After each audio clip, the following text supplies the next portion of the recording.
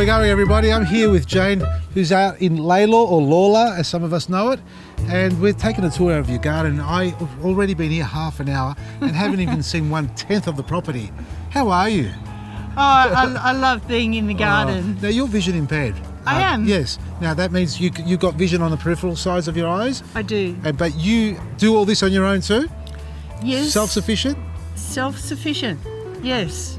Zero carbon footprint, basically. It keeps me fit. It does. And healthy. It's mind and body. Yeah. A really good therapeutic way to spend your time. I don't count it as work. It's always joyous and fun. playful. And you are having right. a lot of fun in the garden. And the chickens are running free around doing all the work, cleaning up the mess underneath. Right. We're in a front garden, folks, and Yeah. there are trees upon trees upon trees. There's a walnut tree here that you're going to have to learn how to bonsai pretty quick. That's right. And underneath that you've got artichoke growing. Globe artichoke. Globe artichoke. Fig tree. It's only 1.5 meters apart here. What were you thinking? You weren't.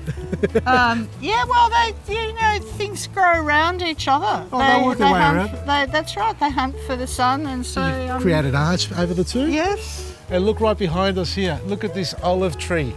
Now, you acquired this property about 5 years ago? That's right, and the Yeah. 2 olive trees were in the property, They were. reflecting its heritage. And there's a heap of citrus trees in the background as well that I found. They're They fantastic. clinched the deal when I bought the property. Zero footprint, carbon footprint, self-sufficient, eating off the land, and nothing goes off the property here. It all comes back in. So you import waste, which means green waste, and you compost it in your own garden.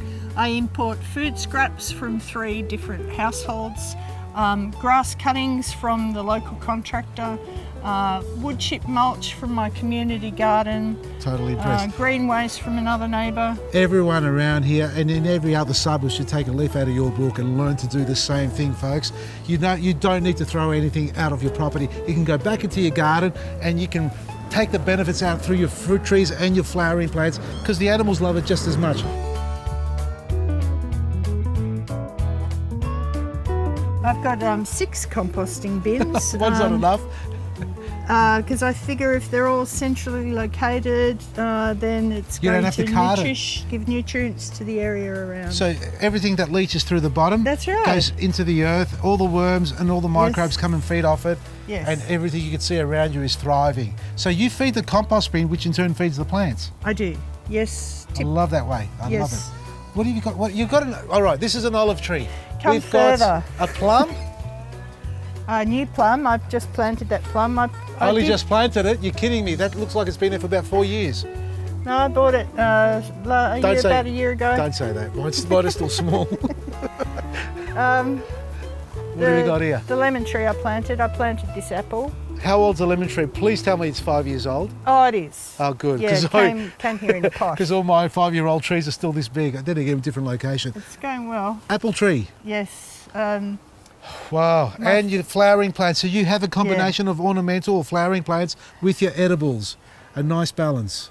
That's right. I think it's really important to have for me, it's about a 40-60 balance, so that all A your bee. pollinators Man. are brought in. You tell me you're a bee whisperer too, apparently. Can you whisper to Yes. this bee not to sting me? Don't press your luck. Okay. So, look at this archway. Yeah. Passion fruit. I grew a beautiful pumpkin over this archway. It's just finished. Wow. So Wow. that was sort of competing with this passion fruit for space on the trellis. Look But at the this. whole fence line is covered with this passion fruit, which is very productive. I love it. When I first bought the house, I bought some fruit trees. So I bought a black cherry, which is beautifully productive, a banana, which is lovely aesthetic.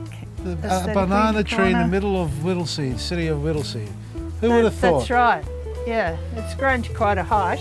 Look at that. A park bench, parsley at the bottom. You got iris growing over there, marguerite daisy. What else? Good combination. Birds of paradise. Yeah, I had more than one bird of paradise in front of my bedroom window. Yep. I took them out and gave them to my neighbour because I'd rather lavender. Yeah. Because lavender's got a more active role in a food garden. Yes, for the bees and all that. That's right, it brings in the pollinators. And I keep a nice big compost pile behind my banana to keep them warm. Yeah, they love the warmth. Yeah. So that's some good tips there for you folks. So if you're looking to have a wonderful flowering garden or productive garden, you don't have to step outside your own footprint of your home, that is. So everything can come back into your garden, whatever goes out. And at the end, you'll be able to enjoy the wonderful benefits from your flowering plants and your edible plants. Not only you, the pollinators and the animals around too, and the native wildlife too. Thank you so much, Jane. It's been a pleasure. It's My been pleasure. great.